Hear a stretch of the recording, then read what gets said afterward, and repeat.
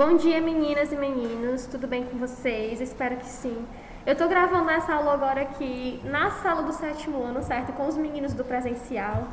E na nossa aula de hoje de redação, a gente vai trabalhar o gênero carta de reclamação, certo? E para isso, eu peço que vocês acompanhem a leitura nas páginas 147.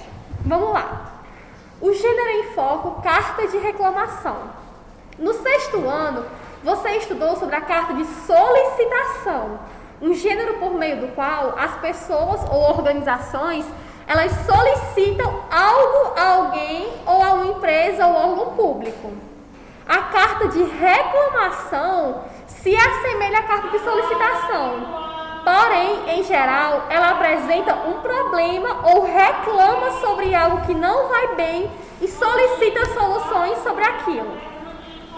Vocês estão vendo o exemplo, né? Há 2 semanas, sem contar com os feriados de Natal e Ano Novo, que acreditem, os garis de Nova Iguaçu escolhem as ruas que serão merecedoras das coletas de lixo residenciais. Isso porque, absurdamente, quando eles resolvem passar por algumas ruas, deixam de passar em outras próximas. Então, ao apresentar o problema, é comum ela mostrar suas consequências para a população ou para a pessoa que reclama. São os argumentos utilizados na carta. E o resultado disso? Um amontoado de lixo, insetos e proliferação de doenças. E quem paga com esse descaso? Obviamente, a população. Então, isso aqui que vocês estão vendo, né, são justamente um dos métodos de argumento. É você mostrar as consequências desse problema. Se isso não for melhorado, ou com isso, pode acontecer isso, certo? Então, numa carta de reclamação, é importante você usar desses argumentos, certo? Você mostrar as consequências que tal ação ou tal coisa pode acontecer, certo? E é comum também apontar direitos dos cidadãos, né, que são descumpridos na situação da qual se reclamam. Então, assim como na carta de solicitação, quanto mais fortes forem os argumentos, maiores serão as chances da solicitação ser atendida. Então, é por isso que é importante, numa carta de solicitação, né, uma carta de reclamação, você usar bons argumentos, porque se você não for convincente, o seu pedido não vai ser atendido, ele não vai ser ouvido, certo? Então, a carta de reclamação, ela pode também apresentar algumas possíveis soluções, né? Como forma de agilizar a resolução do problema, certo? E como vocês viram nesse trecho aqui, né? Que ele mostra, né?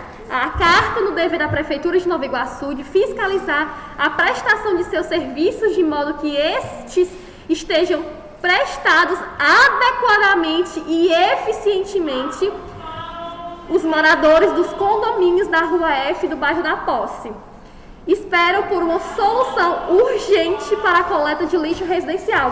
Então, percebam aqui como eles mostram na carta de solicitação, na carta de reclamação, além dos argumentos de você usar, além de você falar das consequências desse problema, você precisa mostrar também algumas possíveis soluções. Certo? Então, na carta de reclamação, nós utilizamos a linguagem formal e polida, certo? Tanto no corpo do texto, como nas saudações iniciais e finais. Ela também é objetiva, ou seja, não dá muitas voltas para dizer o que pretende. Então, você tem que ser direto no seu texto. Tá acontecendo isso, e as consequências disso, e eu solicito a mudança disso, e as possíveis resoluções para isso pode ser isso, certo? Então, no caso, né, ela apresenta o problema, ela argumenta para mostrar por que aquilo é um problema e no final ela solicita uma resolução, certo? Então, essa parte aqui, é a estrutura da carta. Primeiro, apresenta o problema, depois argumenta para mostrar por que aquilo é um problema e, por último, ela solicita uma resolução.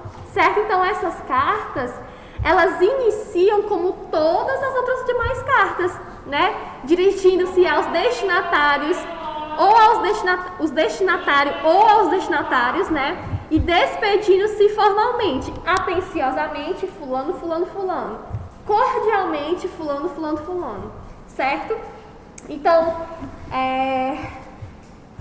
Então, as cartas que você leu, elas foram publicadas em sites de reclamação. Então, tem sites específicos para isso, certo? Então, nesses sites, elas atingem maior visibilidade, o que força a instituição da qual se reclama responder, estabelecer ou, de fato, tomar as providências, certo? Então, os sites, eles acabam tendo como função indireta, né, que é guiar outras pessoas a respeito da qualidade dos serviços prestados por uma instituição ou empresa.